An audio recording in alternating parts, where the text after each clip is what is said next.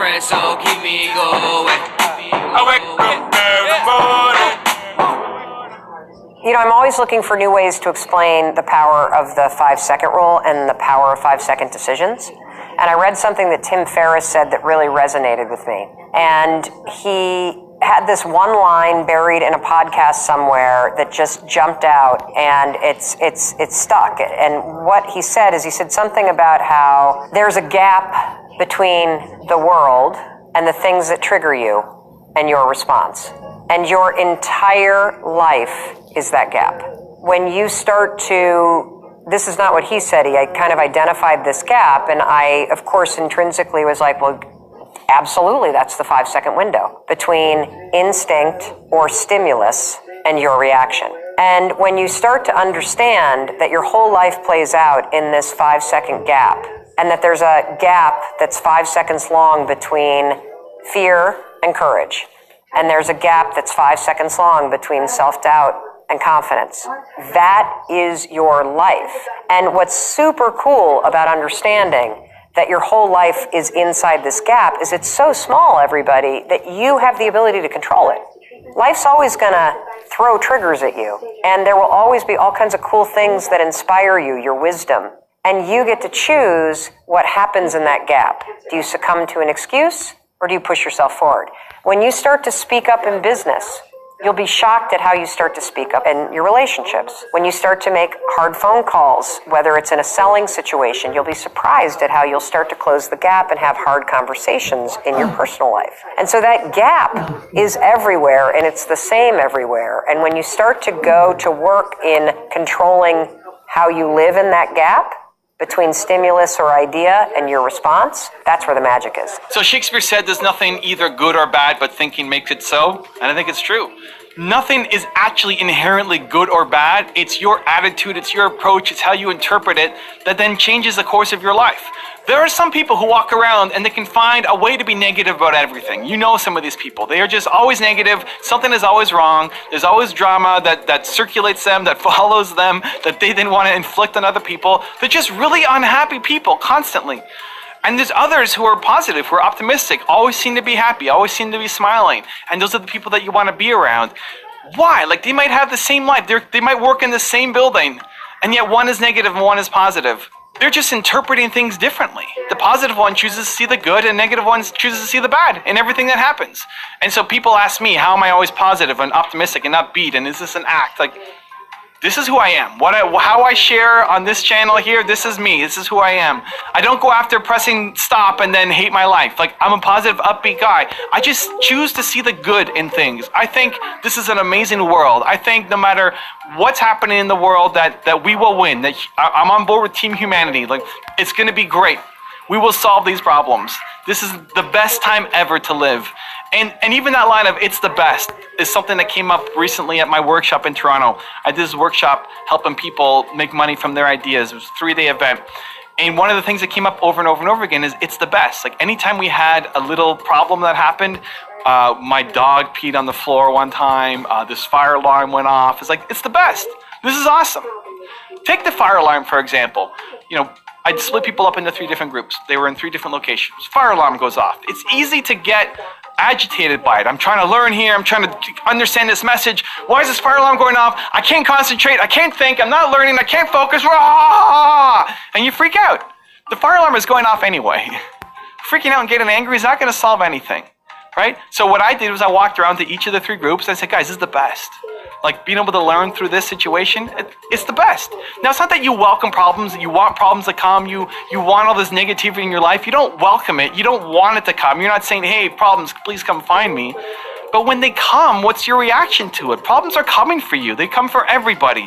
Do you see this big, overwhelming thing that you get frustrated and angry and want to complain about? Or is it the best? And you make the best of it, and you find your way through. Now, that's easy when it's a fire alarm, or when the dog pees on the floor, when you're stuck at a traffic light or an elevator and you get frustrated and you want to turn that into "it's the best." Great.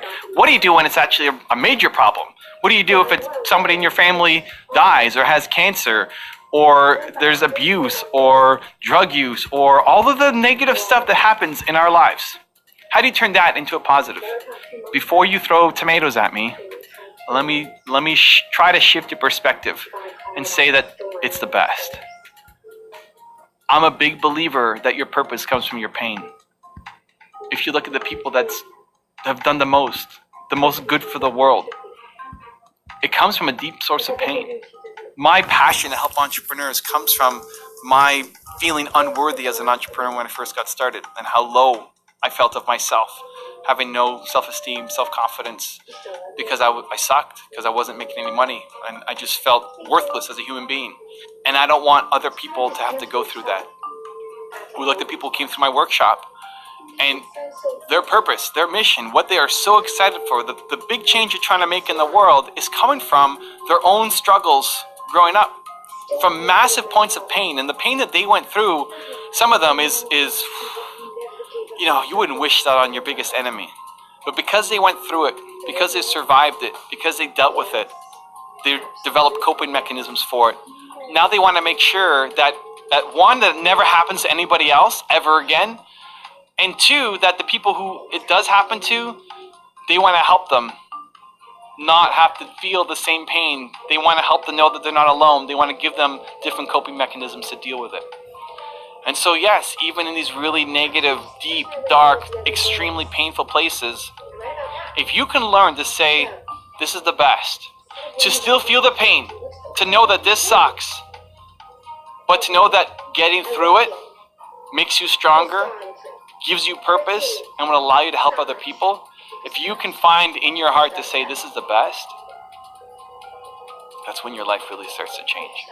And so nothing is either good or bad, but thinking makes it so. And I've got a really special bonus clip that I think you're going to enjoy. But before that, I want to know, question of the day, what is one negative that has happened in your life, big or small, recently, that you have turned it into a positive and made it into something that has benefited you, your family, your friends, your community, your customers? I want to know. Leave in the comments below. Thank you guys so much for watching. I believe in you. I hope you continue to believe in yourself, and whatever your one word is, much love. I'll see you again tomorrow morning for another shot of espresso, and enjoy the bonus clip. Espresso, keep me going.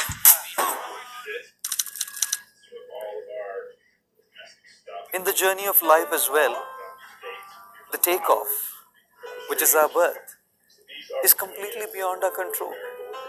We didn't choose our parents. We didn't choose which nation we were born in. We didn't choose which city we were born in. We didn't choose our socio-economic class we were born in. We didn't choose our looks. We didn't choose the religion we were born in. Our takeoff of the journey of life was completely beyond us. And the landing, death, even that will be completely beyond us.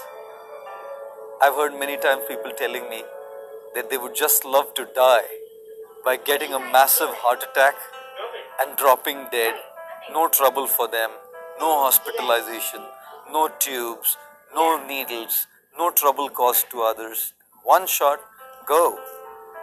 Now, no matter how much we might wish that, it's just beyond us.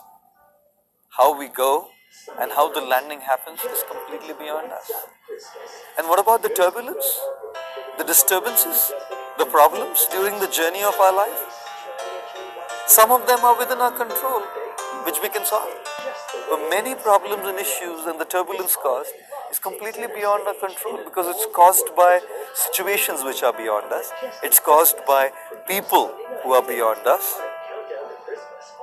Yes, ladies and gentlemen, in this journey of life, the takeoff, the landing, and the turbulence is not in our control. What is in our control, however, is the choices we can make. And therefore, spirituality is about learning how to make those right choices. When we learn to make those right choices, we learn to live a transformed, happy, fulfilled life despite